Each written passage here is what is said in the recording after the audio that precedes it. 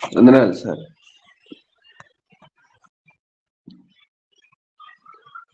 ప్రభువైన యేసుక్రీస్తు నామములో ఈసీవై టీంలో ఉన్నటువంటి ప్రతి ఒక్కరికి ప్రభుపేట వందనాలు తెలియజేస్తున్నాను. ప్రస్తుతం జూమ్ యాప్లో ఉన్నటువంటి ప్రతి ఒక్కరికి, ప్రతి ఒక్క కుటుంబాలకి ప్రభువైన యేసుక్రీస్తు నామంలో ప్రభుపేట వందనాలు తెలియజేస్తూ ఉంటున్నాను. వాక్యాన్ని మనం ధ్యానం చేద్దాం. ఫిబ్రవరికి రాసిన పత్రిక 4వ అధ్యాయము 1వ వచనాన్ని మనం చదువుకొని ఉన్నాము. మరోసారి మనం వచనాన్ని మనం చదువుకొని ముందుకు వెళ్దాం. ఆయన యొక్క విశ్రాంతిలో ప్రవేశించుదమను వాగ్దానము ఇంకా నిలిచి ఉండగా, మీలో ఎవడైనా ఒకవేళ ఆ వాగ్దానము పొందకుండా తప్పిపోనేమో అని భయము కలిగి ఉందము. ఆయన యొక్క విశ్రాంతి దేవుడు మనకి ఇస్తానని వాగ్దానం చేసి ఉన్నాడు. కాబట్టి రెండోది ఏంటంటే, ఆయన వాగ్దానం చేసిన విశ్రాంతి ఇంకా నిలిచి ఉంది. కాబట్టి ఎవరైనా తప్పిపోనేమో అని భయం కలిగి ఉండమని ఇక్కడ గ్రంథకర్త హెచ్చరిస్తున్నాడు. ఒకటి, ఆయన వాగ్దానం చేసినటువంటి విశ్రాంతి ఉంది. కాబట్టి రెండవది, అది ఇంకా నిలిచి ఉంది.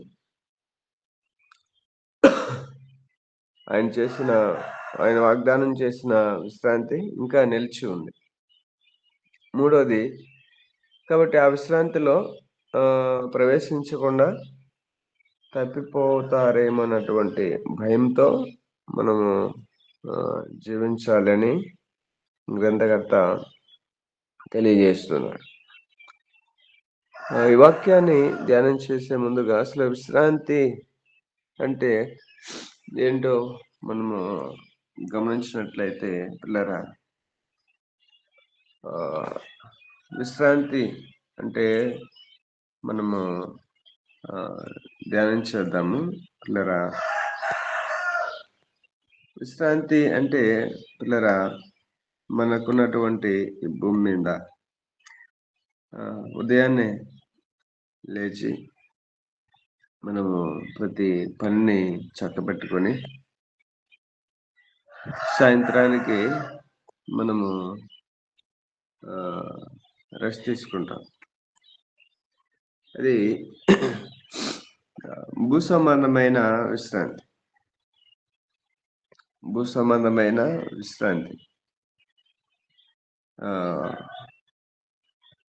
పిల్లరా, అది శాశ్వతమైనటువంటి విశ్రాంతి కాదు, కానీ శాశ్వతమైనటువంటి విశ్రాంతి దేవుడిస్తానని వాగ్దానం చేశాడు. శాశ్వతమైన విశ్రాంతి దేవుడు ఇస్తానని వాగ్దానం చేశాడు. పాత నిబంధన కాలంలో కూడా ఇశ్రాయేలు ప్రజలకు దేవుడు వాగ్దానం చేశాడు. మీరు విశ్రాంతిలో మీకు విశ్రాంతిని ఇస్తాను. అక్కడ కానాను వారికి విశ్రాంతి, పాలు తేనెలు ప్రవహించే దేశము వారికి విశ్రాంతి. పని నుంచి, ఆ ఐగుప్తులో కఠినమైనటువంటి పరిస్థితుల నుంచి, ఆ బానిసత్వం నుంచి విడిపించి స్వతంత్రాన్ని, మంచి ఆహారం కలిగినటువంటి దేశాన్ని వారికి ఇస్తానని దేవుడు వాగ్దానం చేశాడు. అది భూ సంబంధమైన విశ్రాంతి. అది కూడా ఆ, సంపూర్ణత, పరిపూర్ణత లేని విశ్రాంతి. అయితే పిల్లరా, ఇక్కడ కొత్త నిబంధన వచ్చేసరికి విశ్రాంతి పిల్లరా, ఆ, మనం గమనించినట్లయితే ఇది శాశ్వతమైన విశ్రాంతి. శాశ్వతమైన విశ్రాంతి.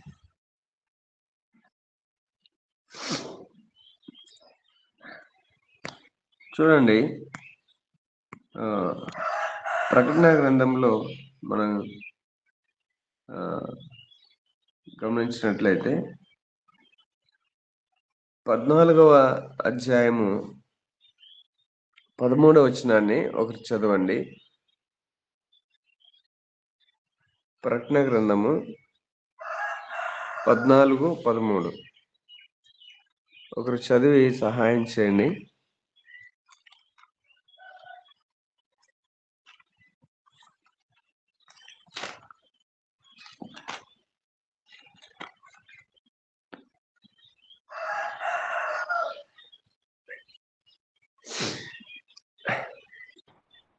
మృతునందు మృతులు ధన్యులని వ్రాయమని పరలోకము నుండి ఒక స్వరము చెప్పగా వింటిని. చదవండి. నిజమే, వారు తమ ప్రయాసములు మాని విశ్రాంతి పొందుదురు, వారి క్రియలు వారి వెంట పోవునని ఆత్మ చెప్పుచున్నాడు.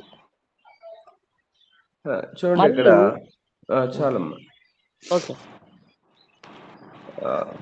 అంటే ఈ విశ్రాంతి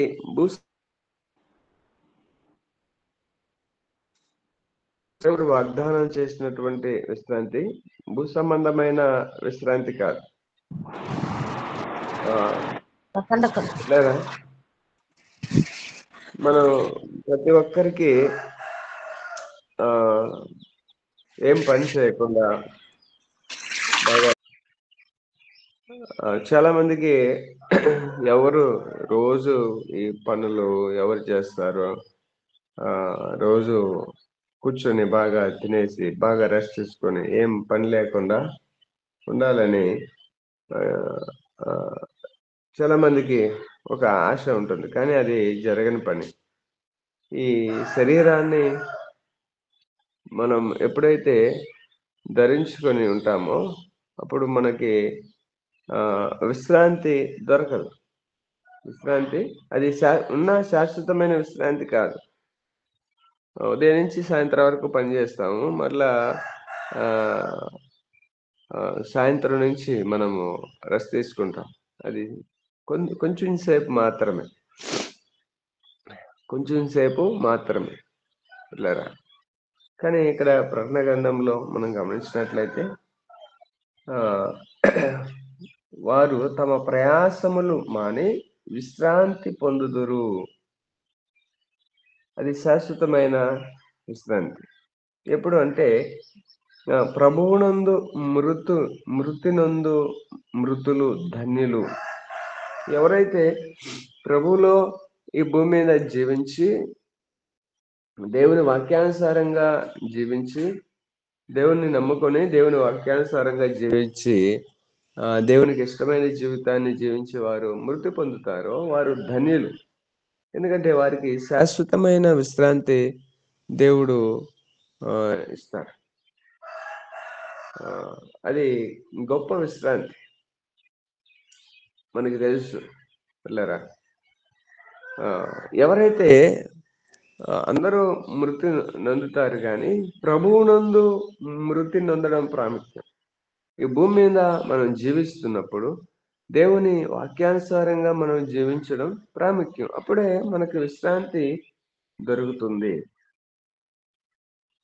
విశ్రాంతి దొరుకుతుంది. చూడండి, అక్కడ మనం చదువుకున్నటువంటి వాక్య భాగంలో మనం గమనించినట్లయితే హెబ్రీ పత్రిక 4వ అధ్యాయము ఆయన యొక్క విశ్రాంతిలో ప్రవేశించదు మన వాగ్దానము ఇంకా నిలిచి ఉండగా. పిల్లరా, విశ్రాంతి అంటే ఏంటో మనం చూసాం. విశ్రాంతి అంటే భూ సంబంధమైన ఈ విశ్రాంతి కాదు, శాశ్వతమైన విశ్రాంతి. ఏంటి అంటే ఈ శరీరాన్ని విడిచిపెట్టిన తర్వాత దేవుడు మనకి ఆయన ఇచ్చే విశ్రాంతి, అది శాశ్వతమైన విశ్రాంతి, పరలోక రాజ్యం. అక్కడ మనం దాని గురించి మనకి బాగా తెలుసు. అక్కడ ఆకలి ఉండదు, దప్పిక ఉండదు, కన్నీరు ఉండదు, కష్టం ఉండదు, దుఃఖం ఉండదు. శాశ్వతంగా సంతోషిస్తూ దేవుణ్ణి ఆరాధించే వారిగా మనం ఉంటాం. అది శాశ్వతమైన విశ్రాంతి. అది శాశ్వతమైన విశ్రాంతి. అక్కడ పని లేదు. అక్కడ తర్వాత సూర్యుడు ఉండడు. పిల్లరా, ఇవన్నీ మనకు తెలుసు పరలోక రాజ్యాన్ని గురించినటువంటి విషయాలు. కాబట్టి అది శాశ్వతమైన విశ్రాంతి. ఆ విశ్రాంతి ఇంకా నిలిచి ఉంది. ఎవరైతే అంటే మనం బస్ ఎక్కేటప్పుడు బస్ ఇంకా నిలిచి ఉంది మనం ఎక్కడానికి. దేవుడు ఆపి ఉన్నాడు. ఆర్టీసీ బస్సు అయితే ఆగదు, కానీ దేవుడు మన కొరకు విశ్రాంతి అనే ఆ బస్సుని మనం ఎక్కేంత వరకు ఆయన ఓపికతో ఆయన ఆపి ఉన్నాడు. మనమే అనేక భూ సంబంధమైన విషయాలను బట్టి మనము ఇంకా దానిలోనికి ప్రవేశించలేకపోతున్నాం. భూ సంబంధంగా ఆలస్యం చేస్తున్నాం. పిల్లరా, భూ సంబంధమైనటువంటి విషయాల్లో పడి మనము దాన్ని ఎక్కలేకపోతున్నాం. దేవుడు చూడండి, తను ప్రణాళికలో ఉన్నటువంటి వారు ఎక్కేంత వరకు ఆయన దాన్ని ఆపి ఉన్నాడు. ఎంత గొప్ప విషయం! ఆగి ఉన్న విశ్రాంతి మీలో చూడండి. ఇంకా నిలిచి ఉండగా ఆయన వాగ్దానం చేశాడు. ప్రవేశించుదామన్న వాగ్దానము ఇంకా నిలిచి ఉండగా, మీలో ఎవరైనాను ఒకవేళ ఆ వాగ్దానము పొందకుండా తప్పిపోనేమో అని భయం కలిగి ఉందాము. అయితే దేవుడు సహిస్తున్నాడు, దేవుడు ఓర్చుకుంటున్నాడు, దేవుడు భరిస్తున్నాడు అని ఇంకా ఎవరైతే చులకనగా చూస్తారో వారు భయం లేని జీవితాన్ని జీవిస్తుంటారు. ఆర్టీసీ బస్సు ఎంతసేపు ఆపుతాడు? కొన్ని నిమిషాలు కూడా ఆపలేడు. ఎందుకంటే ఆయనకి టైం అయిపోతుంది, ఆయన అక్కడ లెక్క అప్పగించాలి. అది కాకుండా కొంతమందికి ఓర్పు కూడా ఉండదు, వెంటనే అసలు ఒక నిమిషం కూడా ఆపలేరు. కానీ మనమే ముందుగా సిద్ధపడి, దేవుడు ఆపి ఉన్నాడు. ఆర్టీసీ డ్రైవర్ ఆపడు, కానీ దేవుడు ఓర్పు సహనం కలిగిన దేవుడు కాబట్టి నీవు నేను ఎక్కేంత వరకు దేవుడు ఆపి ఉన్నాడు. కాబట్టి పిల్లరా, మనము సిద్ధపాటు కలిగినటువంటి జీవితాన్ని మనం కలిగి ఉండాలి. మనకి ఏం భయం ఉండాలి? విశ్రాంతిని ఎక్కడ పోగొట్టుకుంటామో అన్నటువంటి భయంతో దేవుని పిల్లలుగా మనం జీవించాలి. అది శాశ్వతమైన, మనము పొందుకోవాల్సినటువంటి శాశ్వతమైన గొప్ప ఆశీర్వాదం. కాబట్టి దాన్ని పోగొట్టుకోకుండా దేవుడిచ్చినటువంటి వాగ్దానంలో గొప్ప వాగ్దానం. ప్రతి సంవత్సరము మనం వాగ్దానాన్ని తీసుకుంటాం. ఆ సంవత్సరంలో దేవుడు మనకి చేయబోయే వాగ్దానం. కానీ ప్రతి క్రైస్తవ జీవితానికి వాగ్దానం ఏంటంటే ఆయన ఇస్తానన్నటువంటి విశ్రాంతిని స్వతంత్రించుకోవడం. ప్రతి ఒక్కరికి దేవుడు వాగ్దానం చేశాడు. దేవుని యందు ఎవరైతే విశ్వాసం ఉంచారో వారందరికీ కూడా దేవుడు వాగ్దానం చేశాడు. కాబట్టి ఆ విశ్రాంతిలో ఆ విశ్రాంతిని పోగొట్టుకోకుండా ఉండడానికి మనం భయంతో జీవించాలి. భయం కలిగి ఉండాలి. చూడండి, మనం కిందన్న వచనాలు మనం గమనించినట్లయితే వారికి ప్రకటింపబడినట్లు మనకును సువార్త ప్రకటింపబడిన గాని వారు వినిన వారితో విశ్వాసము గలవారై ఉండలేదు గనుక విన్న వాక్యము వారికి నిష్ప్రయోజనమైనదాయను. కాబట్టి విశ్రాంతిని పోగొట్టుకోకుండా ఉండాలంటే మొట్టమొదటిగా మనం చేయాల్సిన పని ఏంటంటే మనము విశ్వాసులతో సహవాసం కలిగి ఉండాలి. చూడండి, ఇక్కడ వినిన వారు అంటే ముందు ఆ దేవుని యందు విశ్వాసం ఉంచి దేవుని వాక్యానికి లోబడి జీవించేవారు. వారు దేవుని వాక్యాన్ని విన్నారు కానీ ఎవరు ప్రవేశించలేదంటే వినిన వారితో కలిసి సహవాసం చేయలేదు. కాబట్టి వారికి అప్పుడు వారు ఏదైతే విన్నారో అది వారికి నిష్ప్రయోజనమైనది ఆయను, అది ప్రయోజనము లేకుండా పోయింది. కాబట్టి విశ్వాసులతో మనం సహవాసం చేయాలి. దేవుని ప్రజలతో మనం సహవాసం కలిగి ఉండాలి. దేవుని బిడ్డలతో మనం సహవాసం కలిగి ఉండాలి. మొట్టమొదటిగా దేవుడు వాగ్దానం చేసిన విశ్రాంతిని మనం పోగొట్టుకోకుండా ఉండాలంటే మొట్టమొదటిగా మనము ఎవరితో సహవాసం కలిగి ఉన్నామో అది ప్రాముఖ్యత, అది ప్రాధాన్యం. ఎందుకంటే మన సహవాసాన్ని బట్టి మన ముందున్నటువంటి భవిష్యత్తు కూడా ఆధారపడి ఉంటుంది. త్రాగుబోతులతో మనం సహవాసం కలిగి ఉంటే మనము త్రాగుబోతులుగా అయ్యే ప్రమాదం ఉంది. మనము తిరుగుబోతులతో మనం సహవాసం కలిగి ఉంటే మనం తిరుగుబోతులుగా అయ్యే ప్రమాదం ఉంది.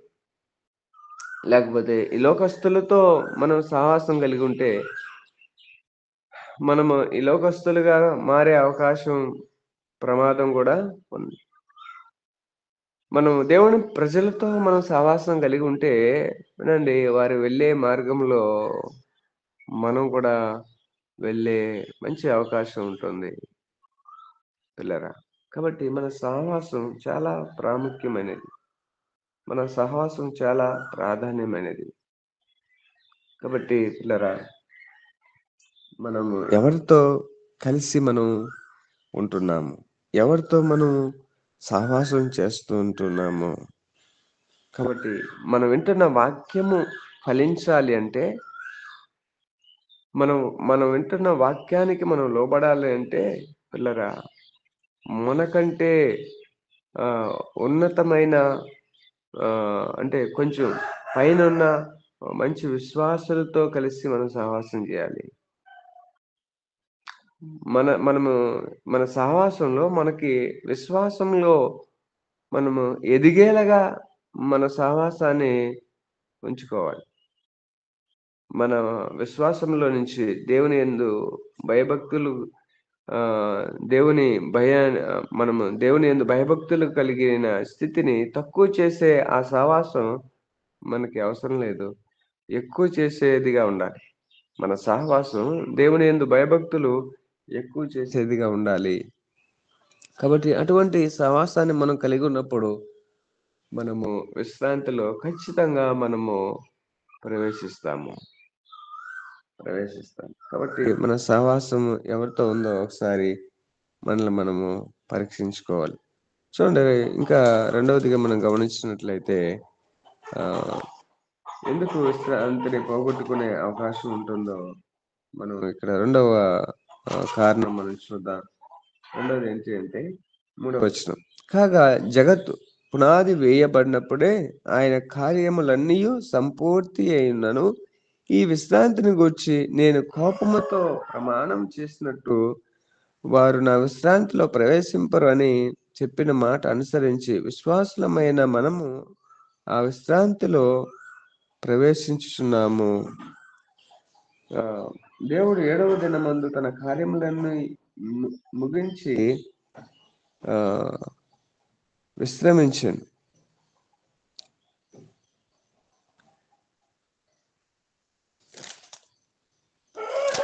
చూడండి, 2వ వచనంలో లాస్ట్ లైన్ లో వారికి ప్రకటింపబడినట్లు మనకును సువార్త ప్రకటింపబడిన గాని వారు వినిన వారితో విశ్వాసము గలవారే కలిసి ఉండలేదు గనుక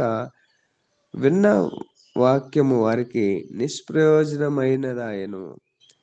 పిల్లరా, వారు ఏ వాక్యం అయితే విన్నారో ఆ వాక్యానికి వారు లోబడలేదు.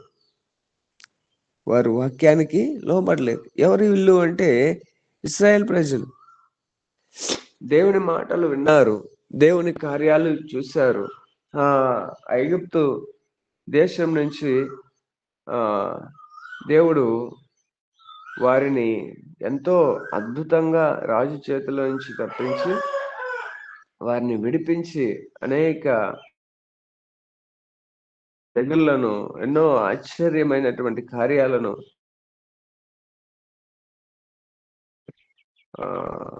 వారి వారి మధ్య చేసినప్పటికీ వారు దేవుణ్ణి గుర్తించలే.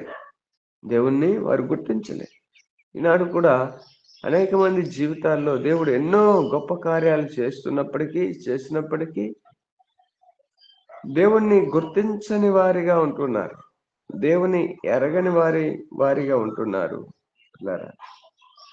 కాబట్టి వారు దేవుని అట్లా వారి హృదయము కఠినపరుచుకుంటున్నారు. దేవుడు వారితో మాట్లాడుతుంటే పిల్లరా వారు తమ హృదయాన్ని కఠినపరుచుకుంటున్నారు. కాబట్టి పిల్లరా వారు ఎవరైతే దేవుని వాక్యాన్ని విని, చూడండి 7వ వచనంలో, కాగా ఎవరో కొందరు విశ్రాంతిలో ప్రవేశించుదురన్న మాట నిశ్చయము గనుక ముందు సువార్త విన్నవారు అవిధేయత చేత ప్రవేశింపలేదు గనుక నేడు మీరు ఆయన మాట విని ఎడల మీ హృదయములను కొనకూడని నేను వెనుక చెప్పబడిన ప్రకారము ఇంతకాలమైన తర్వాత దావీదు గ్రంథంలో నేడని ఒక దినము నిర్ణయించుకొనుచున్నాడు. పిల్లరా, ఎవరైతే హృదయాన్ని కఠినపరుచుకునే వారిగా ఉంటారో వారు దేవుని విశ్రాంతిలో ప్రవేశించలేరు. ఎప్పుడు హృదయాన్ని కఠినపరుచుకునే వారిగా ఉంటారు? దేవుడు తన వాక్యం ద్వారా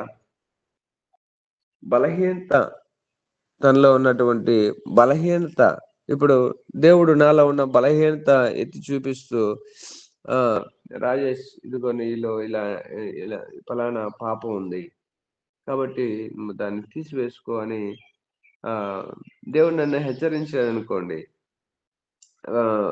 నేను దేవునికి నాలో ఉన్న పాపాన్ని ఎత్తి చూపిస్తావని అని దేవుని మీద అలిగి హృదయాన్ని కఠినపరుచుకుంటే అది నాకే నష్టం. కాబట్టి ఎవరైతే దేవుడు మాట్లాడినప్పుడు, దేవుడు తన సేవకుల ద్వారా, తన వాక్యం ద్వారా దేవుడు మాట్లాడినప్పుడు వాక్యానికి విధేయులై దేవుని మాట విని ఎవరైతే లోబడతారో, ప్రభువా నన్ను క్షమించండి, అవును నేను పాపినే, నా పాపాన్ని తీసివేయండి అని ఎవరైతే పశ్చాత్తాపడతారో, నన్ను సరిచేయండి అని ఎవరైతే పశ్చాత్తాపడతారో, ఎవరైతే దేవుని వాక్యానికి లోబడతారో వారు విశ్రాంతిలో ప్రవేశించే వారిగా ఉంటారు. కాబట్టి దేవుని వాక్యానికి లోబడేవారు విశ్రాంతిలో ప్రవేశించే వారిగా ఉంటారు. కాబట్టి పిల్లరా, దేవుడు తన దాసుల ద్వారా, తన వాక్యం ద్వారా మనతో మాట్లాడుతున్నప్పుడు మనము దేవుని వాక్యానికి లోబడే వారిగా ఉండాలి.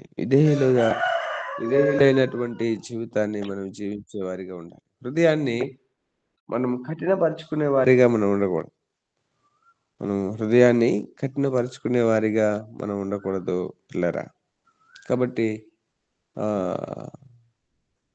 ఎవరైతే కఠినపరుచుకుంటారో వారు విశ్రాంతిలో ప్రవేశించలేరు.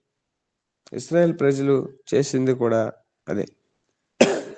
వారి అవిధేయత, వారు దేవుని మాటను వినలేదు. వారు నిర్లక్ష్యం చేశారు. కాబట్టి పిల్లరా, ఒకటి, దేవుని ప్రజలతో సహవాసం మనము విశ్రాంతికి దగ్గర చేస్తుంది. రెండవది, దేవుని మాటను మనము విని విధేయత కలిగిన జీవితాన్ని మనం కలిగి ఉండాలి. అప్పుడు మనము దేవుడు వాగ్దానం చేసిన ఆ విశ్రాంతిలో మనం ప్రవేశించే వారిగా ఉంటాం. మూడవది మనం ఆలోచించేద్దాం. చూడండి, 8వ వచనం. యెహోషువ వారికి విశ్రాంతి కలుగజేసిన యెడల ఆ తర్వాత మరి యొక్క దినము గూర్చి ఆయన చెప్పకపోవును. కాబట్టి దేవుని ప్రజలకు విశ్రాంతి నిలిచి ఉన్నది. ఎందుకనగా దేవుడు తన కార్యములను ముగించి విశ్రమించిన ప్రకారము ఆయన యొక్క విశ్రాంతిలో ప్రవేశించిన వాడు కూడా తన కార్యములను ముగించి విశ్రమించును. కాబట్టి అవిధేయత వలన వారు పడిపోయినట్లుగా మనలో ఎవడునూ పడిపోకుండా ఆ విశ్రాంతిలో ప్రవేశించుటకు జాగ్రత్త పడదుము. ఎందుకనగా దేవుని వాక్యము సజీవమై బలము గలదై రెండంచుల గల ఎటువంటి ఖడ్గము కంటెను వాడిగా ఉండి ప్రాణాత్మలను, కీళ్లను, మూలుగులను విభజించినంత మట్టుకు దూరుచు హృదయము యొక్క తలంపులను, ఆలోచనలను శోధించుచున్నది. మరియు ఆయన దృష్టికి కనబడని సృష్టము ఏదీ లేదు. మనం ఎవనికి లెక్క చెప్పవలసి ఉన్నదో ఆ దేవుని కన్నులకు సమస్తమును మరుగులేక తేటగా ఉన్నది. పిల్లరా, దేవుడు దేవునికి పిల్లరా ఏది కూడా మరుగైనది ఏది కూడా లేదు. కాబట్టి మన హృదయంలో ఉన్న ఆలోచన ఆయనకి తెలుసు. మన హృదయంలో ఆలోచన పుట్టక మునిపే మన హృదయంలో ఉన్న ఆలోచన ఆయనకు తెలుసు. కాబట్టి చాలా మంది దేవుని దగ్గర దాచిపెట్టాలని, మనుషుల దగ్గర దాచిపెట్టాలని ఒకవేళ దాచిపెట్టచ్చేమో కానీ దేవుని దగ్గరే దాచిపెట్టాలని ప్రయత్నం చేసేవాడు పిల్లరా జ్ఞానం లేనివాడు, తెలివి లేనివాడు. కాబట్టి దేవుని దగ్గర ఏది కూడా దాచిపెట్టలే. దేవుని దగ్గర ఏది కూడా దాచిపెట్టలే. కాబట్టి దాచిపెట్టాలనుకుంటే తనను తానే మోసం చేసుకున్నట్టు. కాబట్టి పిల్లరా,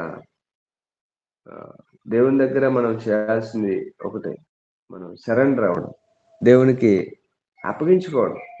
ఉన్నది ఉన్నట్టుగా యథార్థంగా ఏమైతే ఉందో దేవుని చేతిలో పెడితే దేవుడు మనలను, ఆయన తండ్రి మనసు కలిగినటువంటి దేవుడు కాబట్టి మనలను క్షమిస్తాడు. కాబట్టి దేవుని దగ్గర దాచిపెట్టాలని ప్రయత్నించేవాడు దేవుని విశ్రాంతిలో ప్రవేశించలేడు. ఒప్పుకొని తమ పాపములను లేకపోతే ఏమైతే ఉందో దేవునికి విరుద్ధమైనది, దేవునికి వ్యతిరేకమైనది, దాన్ని విడిచిపెట్టేవాడు దేవుని విశ్రాంతిలో ప్రవేశిస్తాడు. కాబట్టి మనం దేవునికి లెక్క అప్పగి చెప్పేవారిగా ఉన్నాం. మనము దేవునికి లెక్క, చూడండి 13వ వచనంలో, మరియు ఆయన దృష్టికి కనబడని సృష్టము ఏదియూ లేదు. మనం ఎవనికి లెక్క చెప్పవలసి ఉన్నదో. మామూలుగా ఎవరికి లెక్క అప్పగించాలి? ఎవరైతే ఇచ్చారో, ఒక 100 రూపాయలు ఎవరైతే ఇచ్చి పని అప్పగించారో వారికి లెక్క అప్పగించాలి. మరి మనకి ఎందుకు దేవునికి లెక్క అప్పగించాలి అంటే, సమస్తాన్ని ఇచ్చింది దేవుడు కాబట్టి.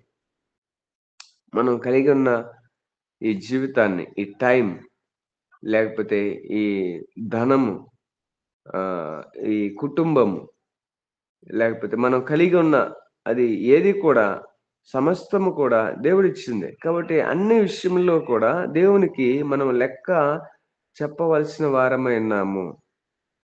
ఎవరైతే పిల్లరా లెక్క అప్పచెప్పాలి అన్నటువంటి ఒక భయంతో జీవిస్తారో వారు విశ్రాంతిలో ప్రవేశించే వారిగా ఉంటారు. వారు విశ్రాంతికి సిద్ధపడే వారిగా ఉంటారు.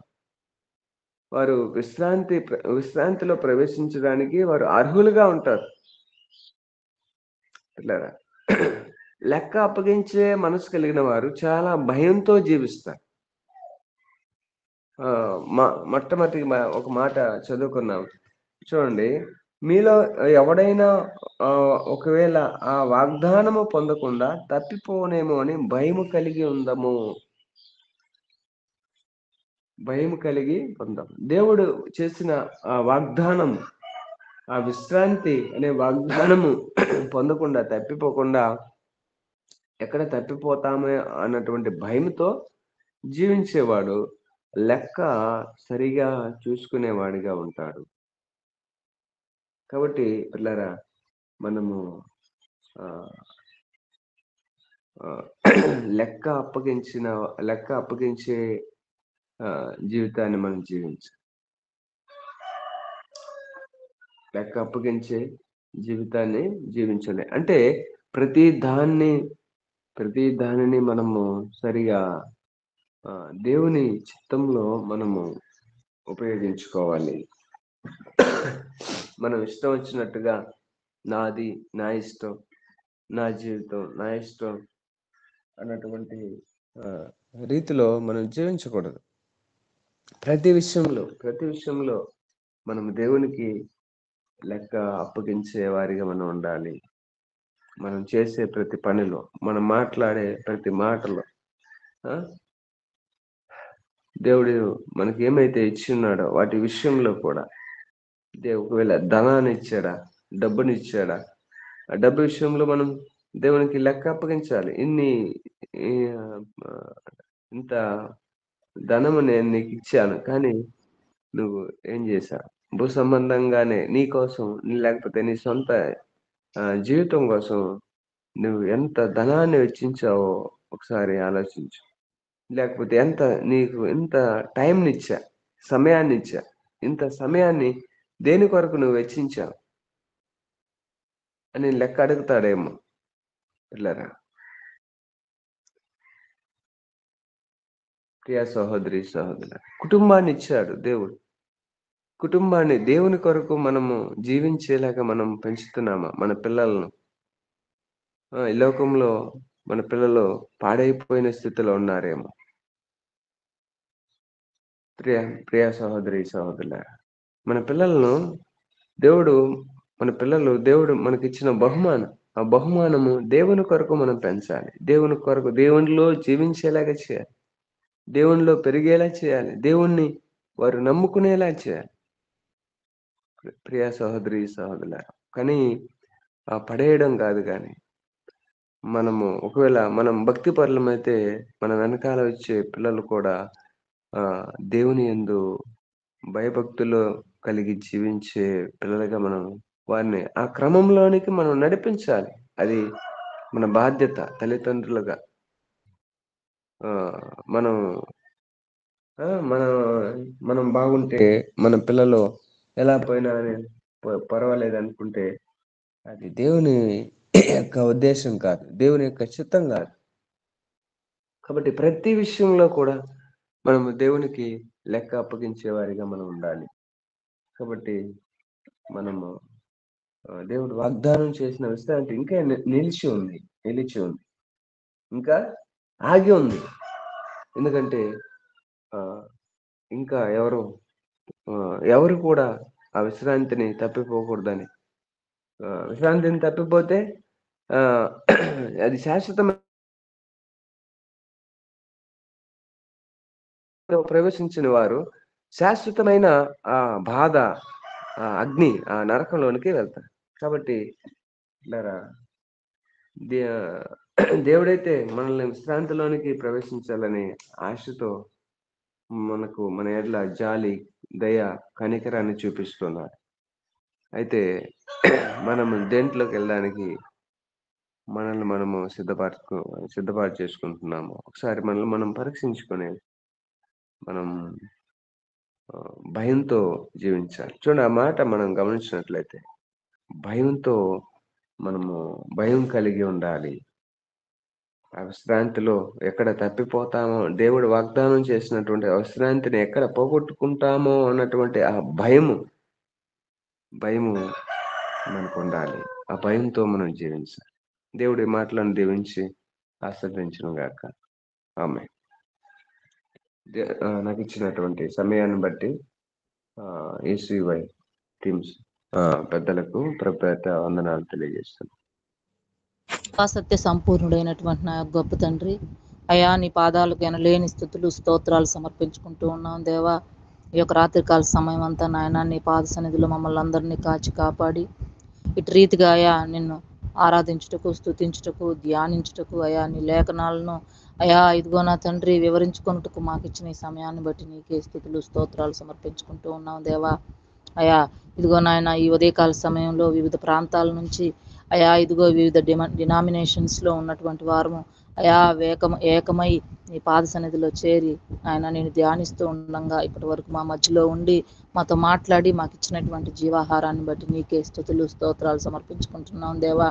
అయా ఇదిగో నాయన నీ పక్షంగా అయా నీ దాసుని నిలువబెట్టి అయా నీ బోరగా వాడుకుంటూ నాయన మాతో మాట్లాడారు ప్రభు. అందుని బట్టి వందనాలు తండ్రి. అవును నా దేవా, లోకంలో జీవిస్తూ ఉన్నప్పుడు అయా మేము లోకంలో పడిపోకుండా నాయన నీ యందు నమ్మకం కలిగి, విశ్వాసం కలిగి, అయా భయం కలిగి, భక్తి కలిగి నాయన మా యొక్క జీవితాల్లో మేము ముందుకు కొనసాగినట్లయితే అయా విశ్రాంతిని మేము పొందుకుంటాం ప్రభువా.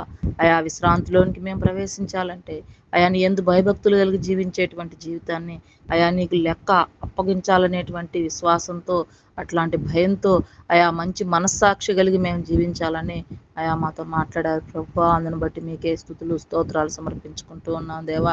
నాయన ఇదిగో నా తండ్రి వాక్యాన్ని చెప్పినటువంటి నీ దాసుని జ్ఞాపకం చేసుకోండి. వారి కుటుంబాన్ని, వారి బిడ్డలను మీ ఆధీనంలో ఉంచుకోండి ప్రభువా. వారి సంఘాన్ని మీ ఆధీనంలో ఉంచుకోండి, మీ కృపలో బలపరచండి అయా. ఇదిగో నా తండ్రి ఒడిదుడుకులుంటే యేసు నామంలో గద్దించి దూరపరచండి అయా.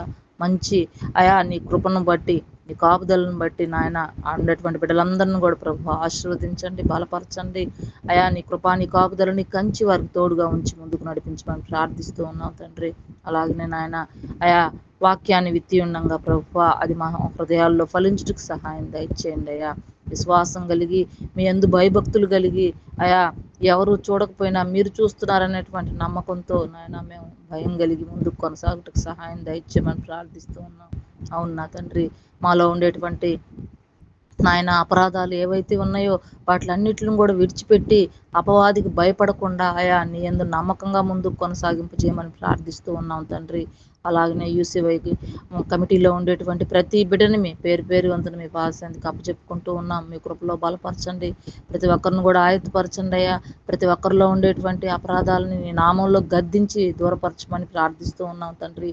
అపవాది యొక్క కన్ను మా కుటుంబాల తట్టు చూడనివ్వకుండా యేసు నామంలో గద్దిస్తూ నాయన మీరే ముందుండి నడిపించమని, సమస్తంలో మీ కాపుదల ఉంచమని, సమస్తాన్ని మీ పాదసన్నిధికి అప్పచెప్పుకుంటూ యేసుక్రీస్తు నామంలో అడిగి వేడుకొని ప్రార్థిస్తున్నాను పరమ తండ్రి.